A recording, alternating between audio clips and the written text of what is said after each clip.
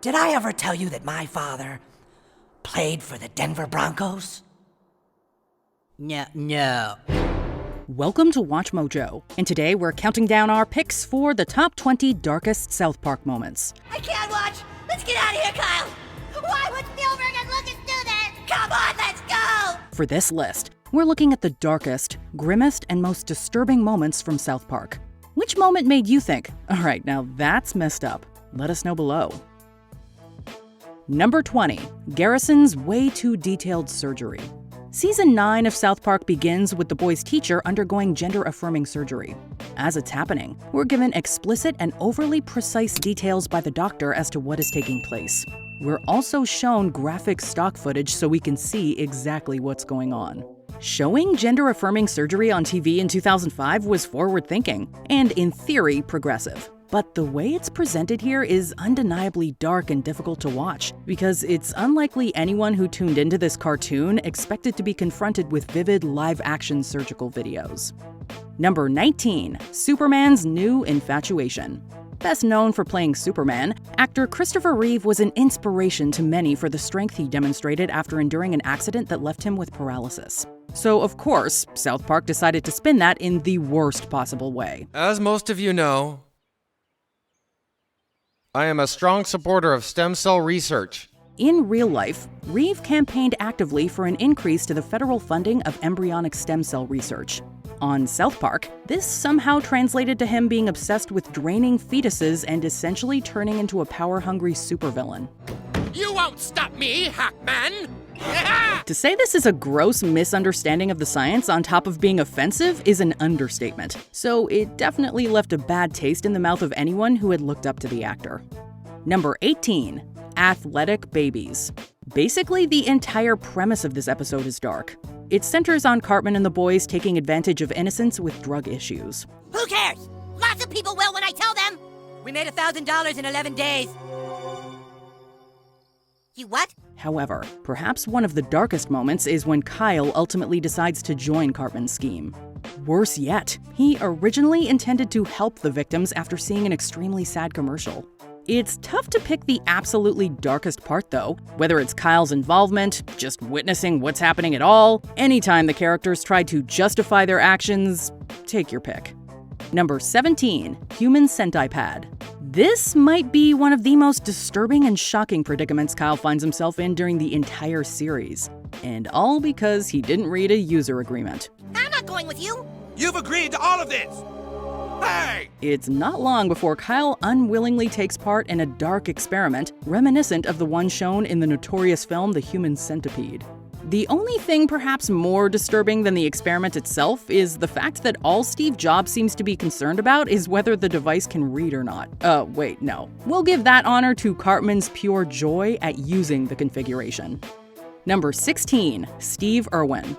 At his Halloween party, Satan confronts someone for wearing a Steve Irwin costume, since it's making some of the other guests uncomfortable. Oh, jeez. But the man reveals himself to actually be Steve Irwin. Of course, that means he's not wearing a costume at all, so Satan promptly kicks him out. Oh, but then dude, no costume. This brief exchange was seen as problematic for many reasons, from the way the character is depicted, to the fact that he's in hell at all, to the fact that it aired less than 2 months after the crocodile hunter was killed. The most ironic thing about this joke is that, apparently, there is a line that you shouldn't cross, even for Satan and the denizens of hell. But there are no lines for South Park. Number 15. The weapon mishap. At the Park County Fair, the boys con a vendor and get themselves some weapons to play ninja. What could possibly go wrong? Well, this. Butters essentially loses his eye, and the boys are left to figure out how to deal with it. And naturally, they do not fare too well. I'm getting woozy. Shut up, Butters. Poor Butters, who's barely even conscious, is forced to pretend that he's a dog. But the people of South Park don't seem to be concerned with that either, instead focusing on Cartman's wardrobe malfunction, if you can even call it that. Dude, they don't care we knocked Butters' eye out with weapons? Just run with it, dude. Number 14. Cartman takes Mel Gibson fandom too far. For whatever reason, Cartman loved The Passion of the Christ. How much did he love the film, you might ask? So much that he created a Mel Gibson fan club. Okay, that's a choice. Oh, but it gets worse.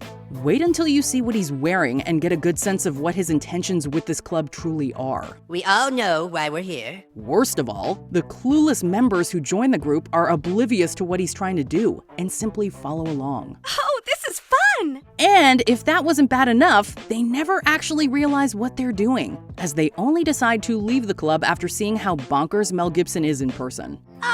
No, come on, people. We're so close to completing my final solution. Number 13. Garrison and Garrison's father. In Worldwide Recorder Concert, Garrison is shown to have a complicated relationship with Garrison Sr. Based on how Garrison behaves, viewers are led to believe Garrison Sr. did some pretty messed up things to psychologically scar the teacher as a child. But that is not at all the case. In fact, it's actually quite the opposite. In a shocking twist, the issue with Garrison's father stems from the fact that he never actually did anything to Garrison in the first place, and this results in Garrison believing that Garrison Sr. had no love for his child. What? Was it that I was ugly? Oh my God! I wasn't good enough for you. Was that it, Dad? Well, no! Thus, the episode sees Garrison pressuring Garrison Sr. into assault to prove his love. We can only gasp at this strange twist of reverse psychology. You stood by and let it happen. You saw him come home drunk and then just go right to sleep. I'm not listening! Face it, Mother, he never abused me. Number 12. Indiana Jones. When Stan and Kyle mentioned that one of their friends was assaulted, audiences knew that South Park was about to cross the line like never before. Of course, nobody could have predicted that the friend in question was Indiana Jones, who was forced to suffer at the hands of Steven Spielberg and George Lucas on multiple occasions throughout the episode, with each instance being more graphic than the last. You're looking good.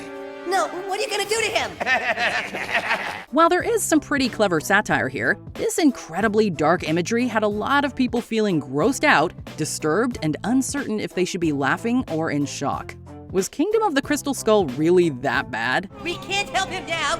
I thought it was pretty good. Number 11. Cartman finds out who his father is. No! No! Now eat your chili! South Park used to have a recurring joke that Cartman did not know who his father was, or that he simply didn't have one. The show even had a two-parter that teased the idea of revealing who this person really was, only to just not do it, much to the anger of South Park fans. However, the idea of discovering who that person is was revisited in the episodes 200 and 201. But much to his dismay, Cartman learns from his former rival Scott Tenorman that they are half-brothers and share the same father. Longtime fans know what this means. But just when you think things couldn't get any more dark, they do, when you see Cartman's reaction afterwards. Don't you guys realize what that means? Yeah, dude, we know what it means. My dad was a ginger! Wait, what? I mean, obviously I take after my mom, but I have the ginger gene inside of me! Number 10. Stan sees the world as feces. Leave it to Trey Parker and Matt Stone to create a depressingly realistic portrayal of divorce, and then fill the screen with literal crap. You're Getting Old is all about the inevitability of change, primarily expressed through Stan's parents admitting that they're unhappy and filing for divorce. Soundtracked by Fleetwood Mac's Landslide, the final montage sees Stan solemnly going through the motions while trying to come to terms with Sharon and Randy's separation. Also, the boy turns to alcohol to deal with the situation. In its own slightly juvenile way, South Park cuts through the nonsense and captures the raw emotion of such a situation. Number 9. Man Bear Pig goes on a spree. You're totally right. Man Bear Pig is real and, he's killing lots of people in our town. Oh, sucks for you. On the surface, a grotesque monster fond of murdering people is already rather gruesome. However, the real-life context behind Man Bear Pig's rampage is the real kicker. An obvious stand-in for climate change, Man Bear Pig is originally introduced as a figment of Al Gore's imagination. Jump forward more than a decade, and climate change can no longer be dismissed as the ravings of a madman. Basically, serving as an apology, South Park sets the real Man Bear Pig loose on the unprepared public, who prefer to play Red Dead Redemption 2 while passing the monster-shaped buck on to the next generation. We're gonna face Man Bear Pig and put an end to this deal once and for all. Number 8. Kenny, Kevin, and Karen's parents go to jail. Let's go! Let's move! Get down now! South Park rarely hesitates to tackle sensitive topics in the name of comedy. The Poor Kid episode launches with Kenny's parents being hauled off to jail for selling meth, and the kids being shipped off to an awful foster home. To make matters worse, but also funnier, the whole ordeal is filmed for a reality show called White Trash in Trouble, so Kenny's misfortune becomes a source of entertainment. Besides making a few timely and risky references to the Penn State scandal, the Poor Kid also has Cartman going to the absolute limits to try and avoid the stigma of being labeled as poor. Well, guess I'm off to a foster home then. Hawaii is my first choice. Number 7. Woodland Critter Christmas. Now our Critter Christmas can finally happen. Hail Satan! Hail Satan! Christmas is the season of rejoicing, reflection, stockings, and in the case of South Park, satanic rituals intended to summon the Antichrist and any food eaten over the last 24 hours. Stan is bamboozled into assisting a group of woodland creatures who are preparing for the coming of the animal kingdom's supposed savior, a process involving sacrificing and eating a rabbit. While nothing screams happy holidays like cute animals gorging on even cuter animals, South Park goes the extra mile by throwing in a blood feast. We imagine the woodland custom falls on the 13th day of Christmas. Yay, sacrifice me to the devil! Yay, yay! Number 6. The Priest Cleanup Crew. Send in a cleanup crew, now. South Park is not afraid to put religious institutions to the sword, and few jabs are as direct as the Catholic cleanup crew. After Butters and Father Maxie disappear, a group of priests is sent to expunge all evidence of any wrongdoing by the church's representative. In order to catch the seemingly criminal rogue Father Maxie, the cleanup crew sets a trap by kidnapping a few victims to use as bait. South Park effectively satirizes such a dark and hushed subject by presenting the priests as gangsters and utterly eliminating any subtlety. Number 5. Butters' Home Life. Butters, we are talking to you! Explain yourself, mister! With people like Randy Marsh, Garrison, and Eric Cartman on the show, the innocent Butters presents a welcome break from all the rampant cynicism. Or that used to be the case, before Season 5's finale decided to focus exclusively on Butters' tragic home life. Along with refusing to believe Butters could ever be picked on, Steven and Linda Stotch welcome any reason to punish or mistreat the naive boy. The torment extends beyond Butters' parents, as the kid's grandmother is also the worst. Choosing just one dark moment is near impossible, but that time Linda tries to drown Butters has gotta rank high. There is no room for innocence in South Park. It's okay, baby. Mommy will be with you very soon. I think that, yep, it looks like the car's filling up with water. Number 4. The school violence phenomenon. Southwest classroom clear. Now we're gonna retake the exam on Friday. Gee, who could have predicted an episode called Dead Kids would contain a dark moment or two?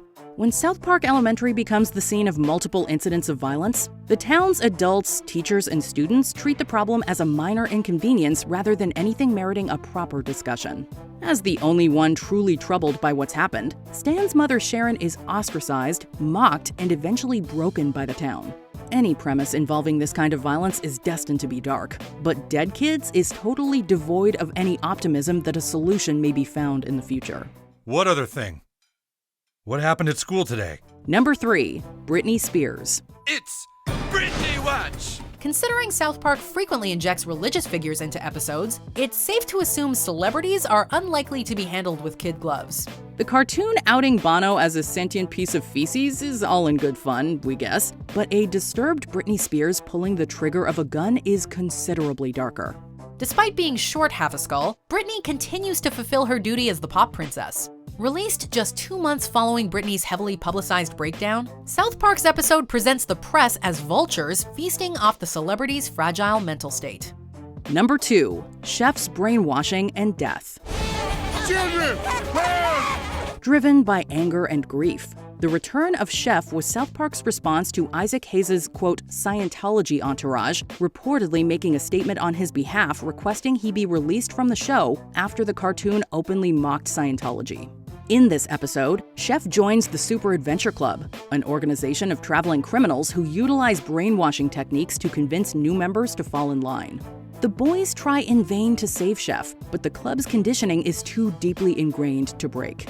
With all hope lost, South Park violently kills Chef in a scene that feels defeatist rather than cathartic. Without context, this moment features a beloved character being vividly killed. With that context, the return of Chef is heartbreaking. Ow! Before we continue, be sure to subscribe to our channel and ring the bell to get notified about our latest videos. You have the option to be notified for occasional videos or all of them. If you're on your phone, make sure you go into your settings and switch on notifications. Number 1. Scott Tenorman's Special Chili. Do you like it? Do you like it, Scott? I call it Mr. and Mrs. Tenorman chili. Frankly, Cartman could easily have dominated this entire list. That being said, Eric's crowning act of evilness puts to shame all of the character's other vile acts. After being played and humiliated by Scott Tenorman, Cartman decides revenge is a dish best served with a side of cannibalism. During a cook-off between the two, Cartman serves Scott a bowl of chili made out of the unsuspecting boy's own parents. This is not some mean-spirited joke. Cartman genuinely resorts to murder and cannibalism as revenge for being conned out of less than $20. Eric is an unapologetic psychotic monster who, somehow, is rarely not hilarious. Nya, nya, nya, nya, nya, nya. I made you eat your parents. Nya, nya, nya, nya, nya, nya.